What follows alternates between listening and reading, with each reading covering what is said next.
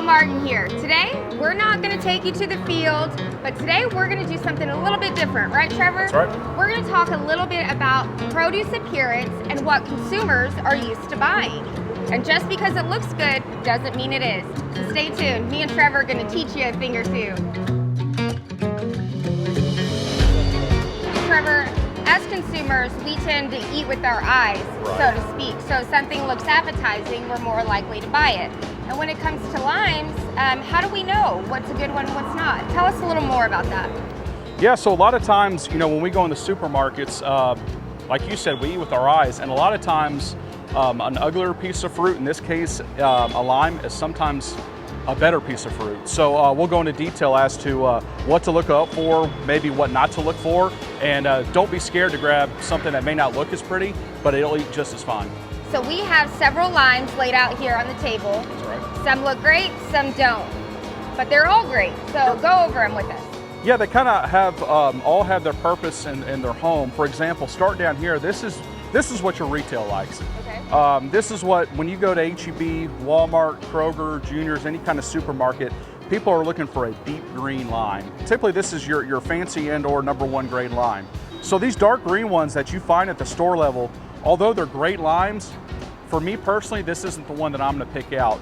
They're the thicker rinds. Sometimes they don't have the juice content that a lot of people are looking for, but they look great. So that's why people gravitate towards these really, really dark green limes. Because they look good. Because they look good. But you get it up and it's very hard. It is. Almost like a stress ball.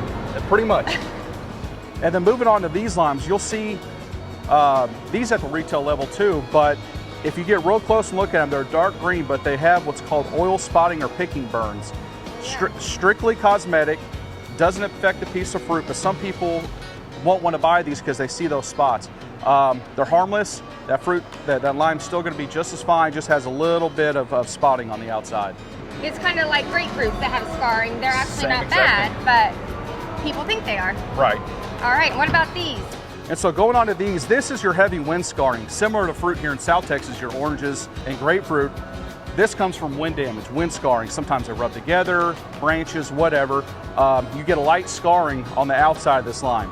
Again, cosmetically, not the prettiest piece of fruit, but it'll be just fine for what you need it for. And lastly, but not least. And lastly, we have these right here. A lot of your customers will call this yellowing. These are sometimes shunned by retail. Food service loves these. Again, they have a thinner skin, lighter color, but they have a higher juice content. You give these a couple rolls and you'll have a lot of juice come out of one small lime. Is that a trick to roll them? Got to roll them before, cut them, put them in cocktails, on tacos, anything. Where's my drink? Exactly. And so this last one is called styler. You'll see decaying at both the top and the bottom. This is true decay. You do not want to buy this piece of fruit. You'll cut it, it's rotten from the inside out. So this browning at the top and bottom, again, is from holding water, and that you do not want to buy.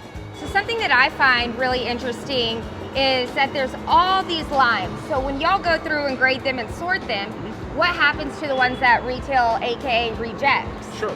So, the biggest thing about what we do within the fresh industry is crop utilization. You'll hear that term a lot.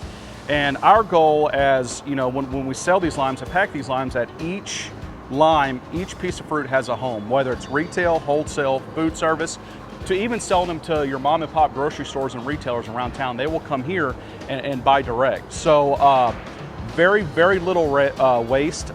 Decay is thrown out, but everything else finds a home, whether it's in, going to restaurants, that piece of lime that you find in your teas or waters, there's a home, again, all the way from retail down to technically your #2 grades that will go to a lot of your local restaurants.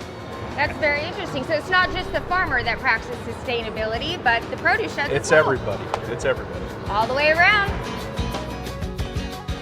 All right, guys, I hope you learned a little bit about what to look for when searching for limes. And just because it doesn't look the prettiest doesn't mean that it doesn't taste delicious. Right, Trevor? That's right. All right, we'll see you guys next time. Good catch.